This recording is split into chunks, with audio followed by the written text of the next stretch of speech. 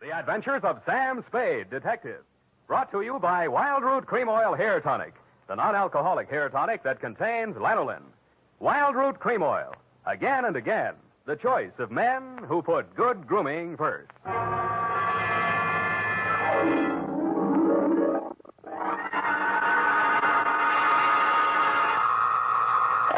Sam Spade Detective Agency. This is Sam, Blackleg Spade, the third most dangerous gambler on the Barbary Coast. Oh, Sam, not horses again. Horses, women, and the gaming tables, Effie, the diversions of the elite. Well, divert yourself with this, Sam. The phone company has sent the pink notice. Pay it no mind, sweetheart. We are healed. We have hit the cashier's cage, annexed the pot, broken the bank, and we're standing on velvet. Sam, are you sober? Definitely velvet. Warm, too. Sam, from where are you calling from? You're wrong, Effie. It's a drugstore. Stay where you are. I'll be right down to deal out my report on the hot 100 grand caper.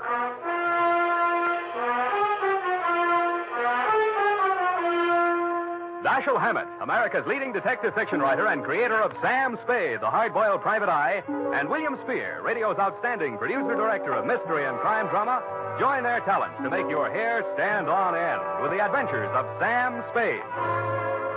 Presented by the makers of Wild Root Cream Oil for the hair. It's smart to buy things the whole family can use, isn't it? That's why I say it's smart to buy Wild Root Cream Oil Hair Tonic. To Mom, to Dad, to the children, Wild Root Cream Oil is really a friend indeed. Non-alcoholic Wild Root Cream Oil with lanolin grooms the hair neatly and naturally, relieves dryness, removes loose, ugly dandruff. I hope you have a big family-sized bottle of Wild Root Cream Oil in your home. Get Wild Root Cream Oil Hair Tonic. Again and again, the choice of men who put good grooming first. And now, with Howard Duff starring as Spade, Wild Root brings to the air the greatest private detective of them all in the adventures of Sam Spade.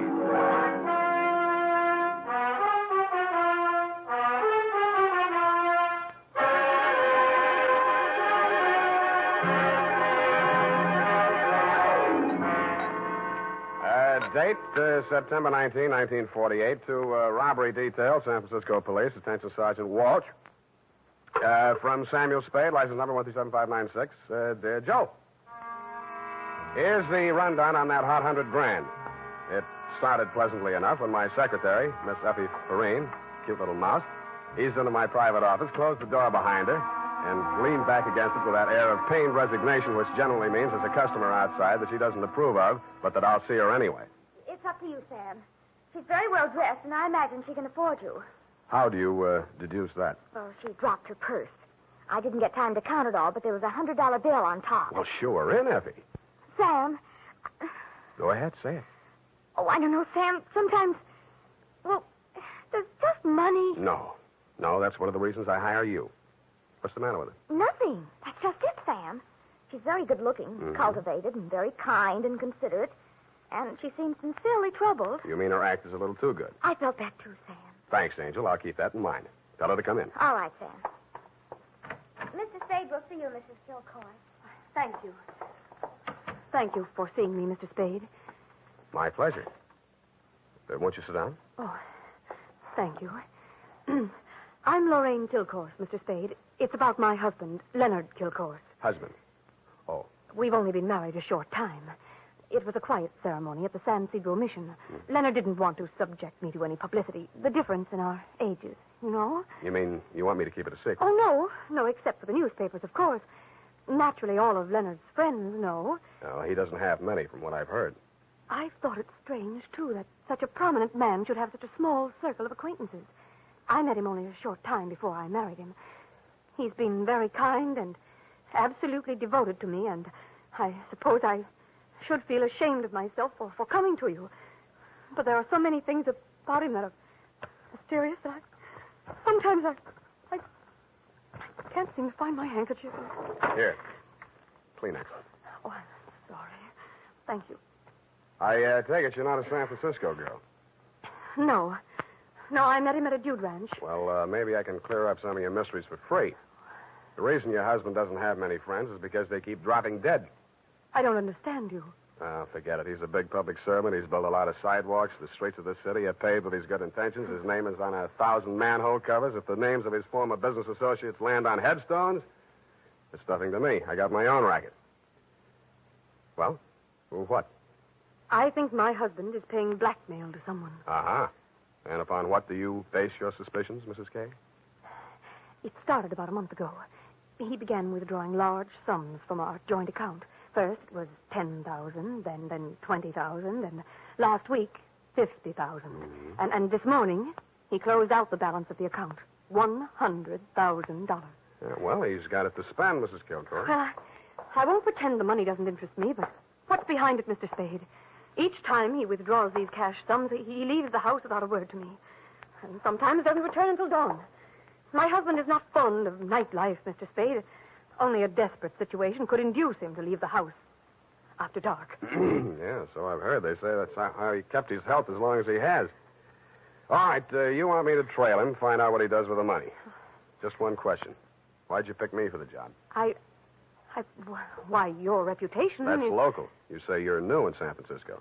Well, I do read the local papers. Your picture was in only 2 weeks ago. Yeah, well, that caper didn't help my reputation. I like your looks. A nice, honest face. A man I could trust. Well, I don't buy that. And I'm sentimental, too. Your picture reminded me of someone who is very dear to me. My brother. Of course, you're nothing like him, really, but you do look alike.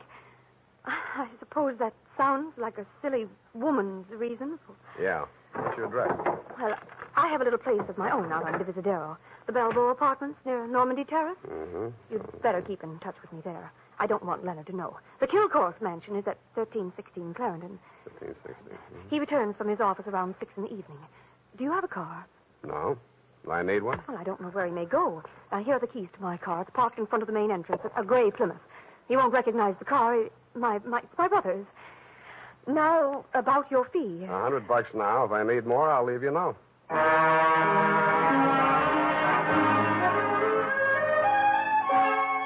had an uneasy feeling I would need more. The last detective that tried to follow Leonard Kilcourse had hospital insurance. I don't. But I'm a gambler at heart, so I parked Lorraine's Plymouth across the street from the Kilcourse mansion and waited. At 9 p.m., Mr. Kilcourse, much too old for her, came out the front door and flagged down a taxi. I made an illegal U-turn and followed.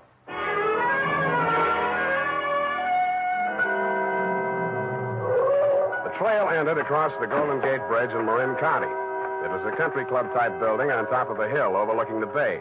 It did business under the name of Ernie Nogales' Racket Club.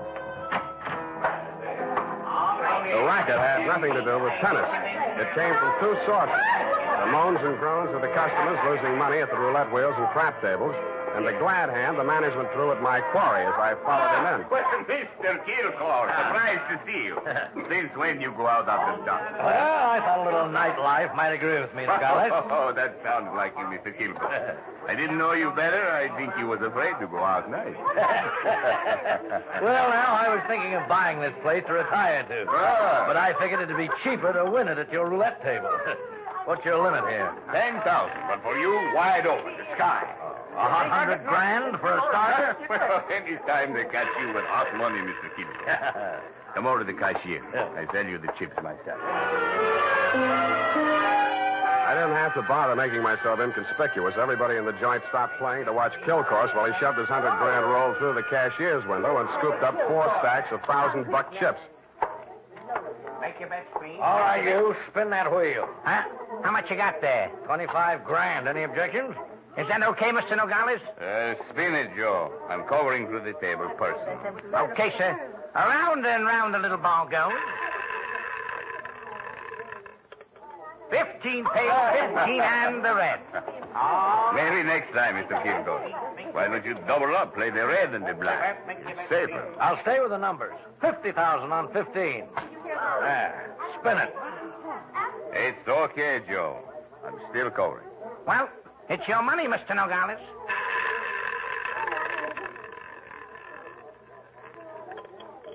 Number 4 pays. Number 4 and the red again. Yep. 25 grand more on 15. Look, Mr. Kilcourse, go on, enjoy yourself. Take it off your income tax, but please spread them out a little there, those chips, huh? It looks bad for the house. What kind of a joint is this? Can't you cover the bets? Okay, Joe. He asked for it. Okay, sir.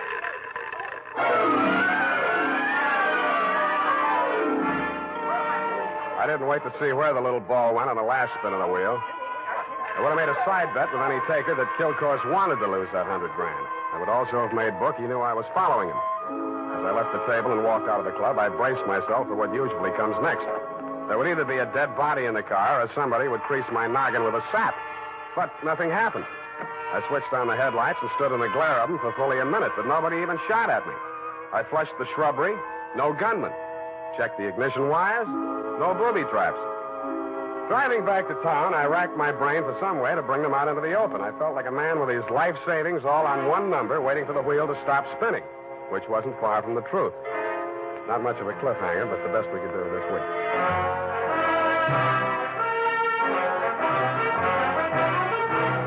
The makers of Wild Root Cream Oil are presenting the weekly Sunday adventure of Dashiell Hammett's famous private detective, Sam Spade.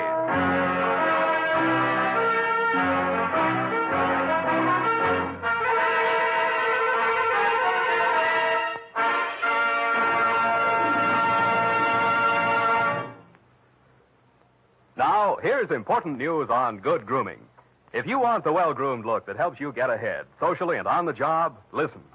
Recently, thousands of people from coast to coast who bought Wild Root Cream Oil for the first time were asked, how does Wild Root Cream Oil compare with the hair tonic you previously used? The results were amazing. Better than 4 out of 5 who replied said they preferred Wild Root Cream Oil. Remember, non-alcoholic Wild Root Cream Oil contains lanolin. It grooms the hair naturally, relieves dryness, and removes loose, ugly dandruff. So if you want your hair to be more attractive than ever before, get the generous new 25-cent size of Wild Root Cream Oil, America's leading hair tonic, on sale at all drug and toilet goods counters. It's also available in larger economy bottles and the handy new tube. Get Wild Root Cream Oil, again and again, the choice of men who put good grooming first.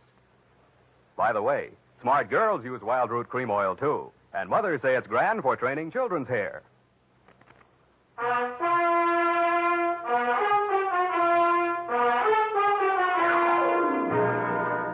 And now, back to the hot $100,000 caper. Tonight's adventure with Sam Spade.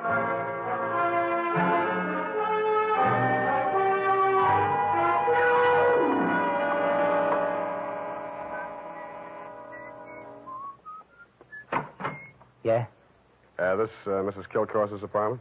Yeah? She here? Yeah? Well, can I come in? Yeah? Tommy? Yeah? Who is that, Mr. Spade? Yeah. Oh, this is the detective I was telling you about, Tommy. Remember? Yeah? The one who looked so much like you? Yeah? No. Oh, excuse me. This is my brother, Tommy Lane. Yeah. I mean, Tommy, won't you run down to the corner and buy me some cigarettes for about 20 minutes? I have something to talk over with Mr. Spade. Yeah. nice boy, your brother. Small vocabulary, but big feet. Well, he's shy. Now, what did you find out about my husband, Mr. Spade? He dropped $100,000 in a gambling joint. Ernie Nogales' racket club. You know it? No, but I know Ernie Nogales. I knew him in Reno before I met Leonard. He lost his license there for running a crooked wheel. The way Kilcourse was playing tonight, that wheel didn't have to be crooked. He was trying to lose that $100,000. But why? Why would he do a thing like that? One of two reasons. Either he's paying off to Nogales or he's paying off to somebody else, and Nogales is the go-between. Well, I don't believe it. Ernie is a crooked gambler, but he doesn't touch blackmail. And your husband isn't stupid enough to drop $100,000 in 3 turns of a wheel. Anyway, I'm not tangling with him and or the Ernie Nogales mob for $100 of your money or anybody else's. Here, take it. Well, and here are your car keys. No, wait, please. You can't desert me now. Why not? Well, I haven't told you everything. I'd hoped I wouldn't have to. About your brother? How did you know? The only place you get a green suntan is in a pokey. Besides, he acts kind of stir-crazy. Spent a little time in solitary, didn't he? He won't talk about it. But that's it, Sam. That's why Leonard is paying that blackmail money to Nogales. You just said Nogales wouldn't touch blackmail. Any other corrections you'd like to make in your copy before we proceed? Yes. Well, I might as well tell you everything. Why not? I knew when I came to you this morning that my husband was paying this money to Nogales. I knew because I asked him to. You and Ernie Nogales are working together? I'm not that rotten. I didn't say you were, but you're a rotten liar. There's that much in your favor. But I'm telling the truth now, Sam. You must believe me. Everything that has happened is my fault. I persuaded Nogales to give my brother a job in his place in Reno. Mm-hmm. They quarreled, and when he got closed down, he blamed Tommy. He swore he'd kill him when he got out of prison. That's why I begged my husband to pay him to save Tommy's life. Who did rat on Nogales about that crooked wheel at Reno? I did. That's why I feel responsible. Leonard is so fine, so generous. But I can't let him go on paying for my mistake. Yeah, like you said, he's going to run out of money. Look at me, Sam. Do I look like the kind of a woman to whom money means everything in the world? No, but you're looking at me, not at Kilcourse. You're laughing at me. Oh, I know what you think. Perhaps I did make a mistake in marrying Leonard, but he was so kind, so considerate, like my father. Everybody reminds you of your relatives. You don't believe my story? Well, since you asked. Well, all right, then. Here's the truth. I'm really Jack the Ripper's granddaughter. My parents were terribly wealthy. I harpooned my mother in her Beverly Hills swimming pool, set fire to my father with a $50,000 negotiable bond, and eloped with John Wilkes Booth. That brings us up to 1865. Shall I go on? Don't stop. It's great. Oh, get out of here. Get out of here and leave me alone. After you've told me all your secrets, I'm not that rotten. You won't help me. You never intended to. Why go on torturing me? Oh, now, stop that. Please. I believe you. I believe all your stories. Now, what is my next smart move? Sam, the only way to stop Ernie Nogales is to prove that he's running a crooked wheel. And then he'd pay back all that blackmail money, and he wouldn't dare lay a hand on Tommy. Well, it's going to be hard to prove and expensive. Oh, but... I'll have to lose a little on that wheel before I can figure the way it's rigged. How much can you invest? Well, I have about $1,000 of my own. With you? Yes. Here. You take it. Smells nice. Sam. Yeah? Sam, after all this is over, and after I've put things to right with Leonard, I should have told him before this, but I owed him so much. Oh, Sam, I'm so glad it's you. Yeah. Me too, Angel. Go now, darling, before I beg you not to. What time does that joint close? Well, it runs all night, I think. Good. Let's stay up late and raid the icebox.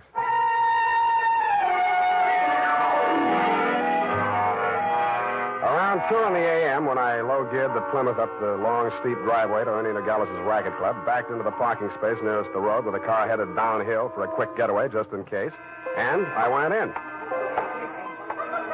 The joint was still going full blast. I bought $500 worth of chips, swaggered over to the table where Kilcourse had dropped his $100 and nonchalantly flipped the blue chip onto the red. Appalachia, ladies and gentlemen. Make your game. Okay, that's all. Around and round the little ball goes. I didn't look to see where the little ball went. Most of the money was on red, so it was bound to turn up black. A red, please. What? Number 15. Place your bets, please. Make your game, ladies and gentlemen. Around we go. The chips were spread around more the next turn, so I stacked 100 at the bottom of the 1 to 34 column. With a crooked wheel, my 100 made it the best bet to lose. And 19, and the red wins again. Hey! I plunked 500 down on number 5 and raked in 17,500. I left my original bet on the table. When the little ball fell into the pocket, I was $35,000 to the good from my point of view, but not from my clients. I doubled my bet and looked apprehensively around. There were no surly characters edging up behind me. In fact, the only surly character in sight was Ernie Nogales, and he looked happy. That didn't make much sense. When my bankroll got to $105,000, I played a hunch. I threw $5,000 of it back on the table and lost it. That made a kind of sense. I cashed in the rest of my chips and squeezed the $100,000 U.S. currency into my inside pocket. If anybody aimed for my heart, it was thick enough to stop the slug, which was some comfort. But what I saw when I walked out to the parking lot was no comfort at all. I'd gotten just a glimpse of it through some trees. A sedan backed into a driveway halfway down the hill. It was blacked out except for 5 glowing cigar ends that showed through the windows. I could think of only one reason for 5 cigar smokers to be parked in that particular spot at that particular moment. The Plymouth was where I had parked it, pointing straight down the hill. I slammed the door but didn't get in. Then I listened. The car down the hill was getting ready, too. I cracked the door of the Plymouth wide enough to get my arm inside and pressed the starter with the heel of my hand. I switched on the lights, pushed the clutch with my left hand, used my right to shift it into low, Then I pulled the hand throttle out all the way and let it go.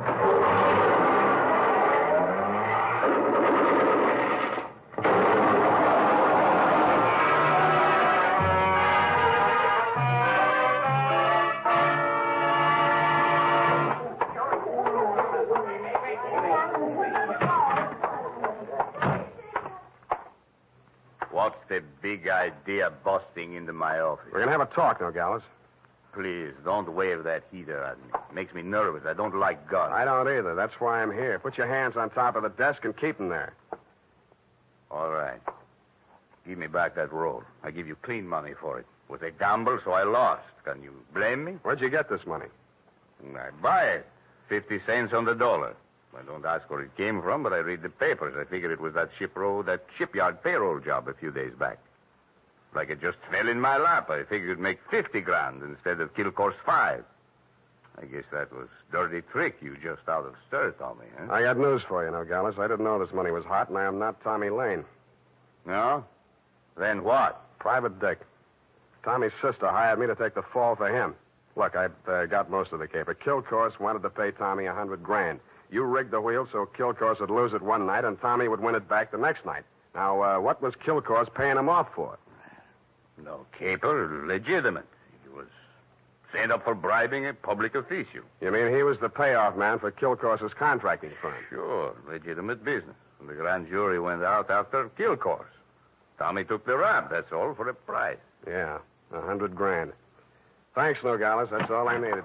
Oh, Sam, I was afraid I might be too late. You are, Oh, I sweetheart. have so many things to explain. Where can you talk? Right in here. But who's this man? Why, that's your old sweetie from Reno, Ernie Nogales, remember? What's the matter with you two? You crazy? Oh, Sam, I should have told you the truth from the beginning. Check. The Nogales yarn, I can understand, but why did you tell me you were Kilcourse's wife? I was desperate. I had to say something. It was the only explanation I could think of for my interest in this case without telling the truth. But you were making a pigeon out of me. I don't know about such things, Sam. All I know is I'm here in time to warn you. You mustn't walk out of here with that money. Listen, They may kill you to get it back. They already did. They're combing the wreckage of that car right now, looking for my body. Then Tommy was right. They did mean to kill him. How'd he get the rumble? While he was in prison, from another man that Kilcourse framed. He was in for life, so it was safe for him to talk. Hey, you two. Yeah, Nogales? That car that just drove up. I think that's Mr. Kilcourse. Oh, Hey, what's your hurry? Don't let me go. Come on, what's your hurry? Tommy's out there in that cab. I've got to warn him. Or tip off Kilcourse. Which is it? No, Sam, you've got to believe me. Sit down. Stop that. You two have fun. I'm getting out of here. Go ahead. Now, listen, sweet Lorraine, you may as well save your breath for those explanations. You're staying right here until the caper's all wrapped up. Here he comes. Have you got a gun, Sam? Yeah. Well, you better have it ready. Mm-mm. But Sam... Where's Nogales? I want to see him. He was called out of town, sir. I'm in charge. You Mr. Kilcourse? That's right. I want to know why you people have been interfering with my business. It might interest you to know that this building site's on an old Spanish land grant. Title's very shaky. I'll run an 8-lane highway straight through the middle of it and turn the rest of it into a game preserve. That's what I do to people who double-cross me. I tried to tell Mr. Nogales that, sir. He wouldn't listen to me. He tipped Tommy off for a split of $100 grand, but I knew sooner or later we'd have to answer to you, Mr. Kilcourse. Oh, well, what's that? Here's your $100 grand, sir. Count it. Well. What's your name, son? Sam Spade, sir. Well, I'm glad to meet an honest lad. Well, come along. You two, young lady, we'll all walk out together. Sam, what are you... What... Spade, huh? Yes, sir. I'm a private detective, but I'm ambitious. Politics? Yes, sir. Well, we'll run you for assembly. In the meantime, I believe there's an opening in one of the public services. Garbage disposal. Executive end, of course. Where the devil is that man with my car? Oh, there he is. You drop around to my office in the morning. Thank you, and good night, Mr. Kilcourse. Drive on, Horace. Back to the city. Oh, Sam, how could you? All those lies and just handing over the money like that, it wasn't yours. It wasn't Tommy's either, sweetheart. Get in. Well, Tommy, are you all right? Yeah. Drive us across the bridge, Tommy, will you? Yeah. Tommy, Yeah. Tommy, I'm afraid we'll have to do without the money. Yeah. Sam gave it to Mr. Kilcourse. Yeah. Now, don't get excited, Tommy. I'm sure Sam had a reason. Didn't you, Sam? Yeah. I mean, that was marked money from a payroll job. Oh, then it won't do him any good. It'll send him up for a good long stretch if the eyewitness story that goes along with it is good enough. And you're just the girl to tell it, sweetheart. Am I right, Tommy? Yeah.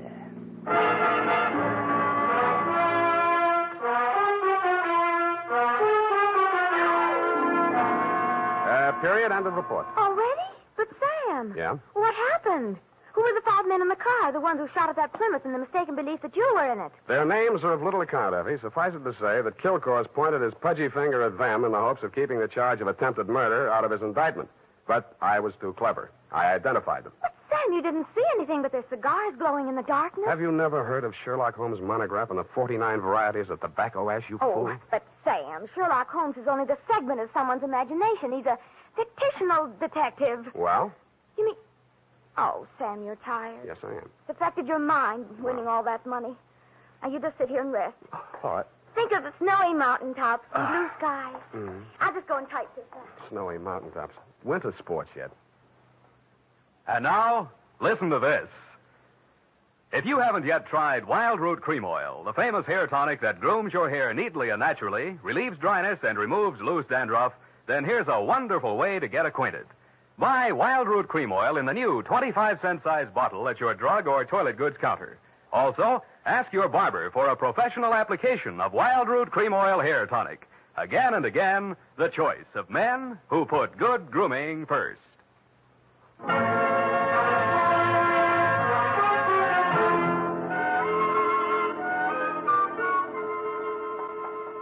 here it is, Sam. And not that it made any difference, but how did you guess that she wasn't Mrs. Kilcoyne? Simple. Kilcore's didn't recognize it. But, Sam, that was after you denounced her. I did no such thing. From the report, Sam, in black and white. Quote, why did you tell me you were Kilcoyne's wife? Unquote. At that point, you assumed that she was not Mrs. Leonard Kilcoyne. I did not. I merely wondered why she had told me. Well, with all the lies she told, you might have assumed anything she said was totally devoid of truth. And I did, sweetheart. I did. Oh, well, that's a relief. I was afraid for a while she'd taken you in. What's that got to do with the truth? Oh. Good night, Sam.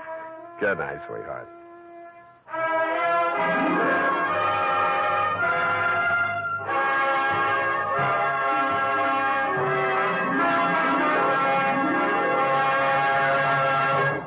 The Adventures of Sam Spade, Dashiell Hammett's famous private detective, are produced and directed by William Spear.